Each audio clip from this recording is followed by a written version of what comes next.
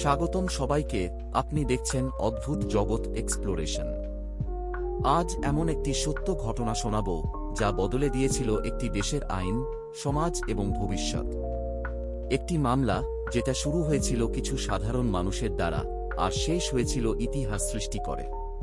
আপনার ধারণা বদলে যাবে শুনলে। 2015 সাল নেদারল্যান্ডস আর্জেন্ডা ফাউন্ডেশন নামের একটি সাধারণ নাগরিক ফাউন্ডেশন তাদের সরকারের বিরুদ্ধে মামলা করে।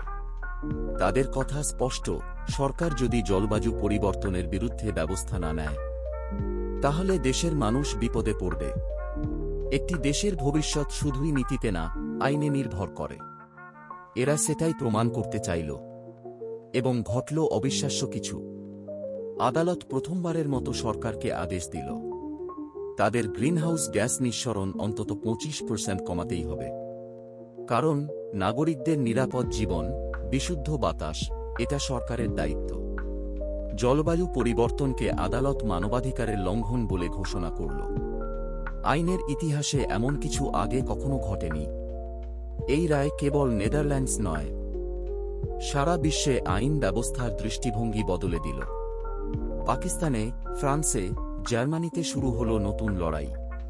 পাকিস্তানের অ্যাশকারওয়াঘেরায় মামলায় বলা হল পরিবেশ রক্ষা করা হল মানুষের মৌলিক অধিকার। এই এক রায় যা দেখিয়ে দিল আইন শুধু শাস্তি নয়, পরিবর্তনের হাতিয়ার। তো প্রশ্ন হল, যদি সাধারণ মানুষ আদালতের মাধ্যমে এক দেশের আইন বদলে দিতে পারে, আপনি কি আপনার ভবিষ্যৎ, আপনার অধিকার রক্ষায় প্রস্তুত? এমনই অদ্ভুত, বাস্তব ঘটনা জানতে সবসময় আমাদের সাথেই থাকুন অদ্ভুত জগৎ এক্সপ্লোরেশনে।